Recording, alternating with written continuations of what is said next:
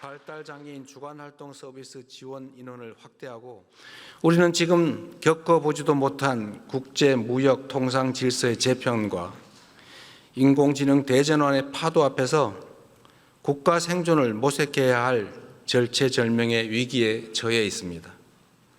변화를 읽지 못하고 남의 뒤만 따라가면 끝없이 도태될 것이지만 변화를 선도하며 반발짝 앞서가면 무한한 기회를 누릴 수가 있습니다.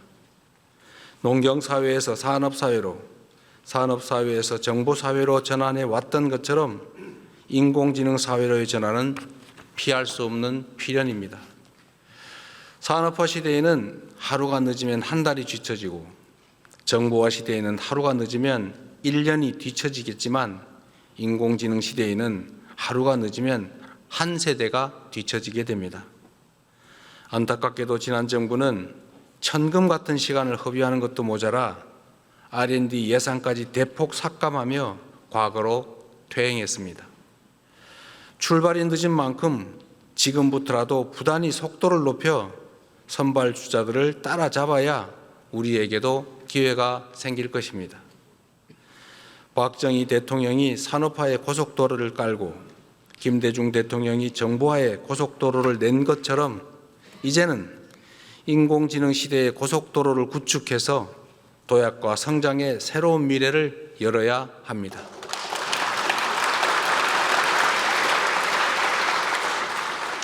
정부가 마련한 2026년 예산안은 바로 인공지능 시대를 여는 대한민국의 첫 번째 예산입니다.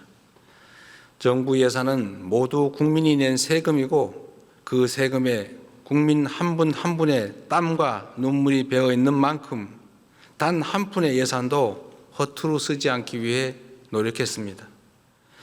미래를 대비하기 위해 꼭 필요한 예산은 과감하게 편성하되 불필요하거나 시급하지 않은 예산은 대폭 삭감했다는 말씀을 드립니다. 저성과 저효율 지출을 포함하여 역대 최대 규모인 27조 원의 지출을 삭감하였고 모든 내역을 투명하게 공개하여 국민께서 제대로 감시하고 주권을 행사할 수 있도록 했습니다. 정부는 2026년 총 지출을 올해 대비 8.1% 증가한 728조 원으로 편성했습니다. 인공지능 시대 미래 성장과 재정의 지속성을 함께 고려한 전략적 투자인 만큼 국회에 적극적인 협조를 부탁드립니다.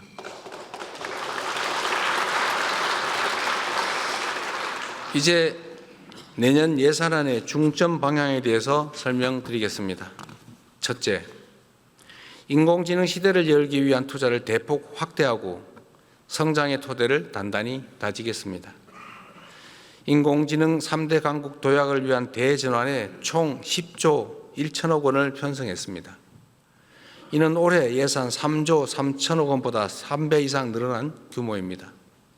이 가운데 2조 6천억 원은 산업, 생활, 공공 전 분야 인공지능 도입에 투입하고 인재 양성과 인프라 구축에 7조 5천억 원을 투입하기로 했습니다. 우선 피지컬 인공지능 선도 국가 달성을 위해 국내의 우수한 제조 역량과 데이터를 활용하여 중점 사업에 집중 투자하겠습니다.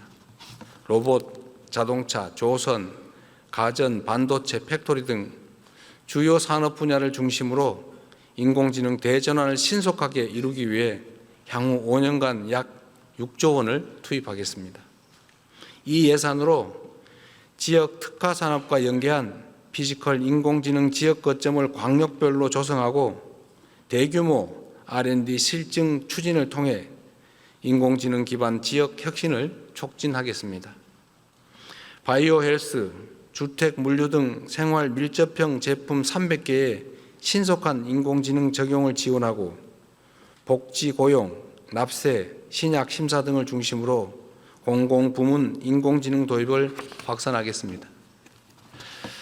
다음으로 인재 양성과 핵심 인프라 구축에도 과감하게 투자하겠습니다. 인공지능 경쟁력 강화를 위한 고급 인재 1만 1천 명을 양성하고 세대별 맞춤형 교육을 통해 국민 누구나 인공지능을 주도적으로 활용할 수 있도록 적극 지원하겠습니다. 인공지능 시대의 경쟁력을 좌우하는 핵심 부품인 고성능 GPU 1만 5천 장을 추가 구매해 정부 목표인 3만 5천 장을 조기에 확보하겠습니다. 엔비디아에서 GPU 26만 장을 한국에 공급하기로 한 만큼 국내 민간 기업이 GPU를 확보하는 데에도 어려움이 없을 것입니다.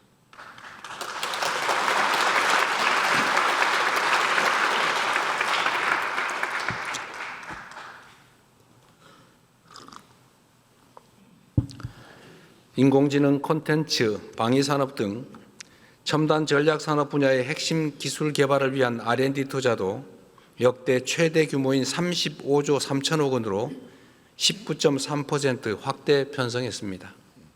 향후 5년간 150조 원의 국민성장 펀드를 조성해 미래 성장의 씨앗인 첨단 전략산업 육성을 도모하고 성장의 혜택을 국민께서 함께 누릴 수 있도록 하겠습니다.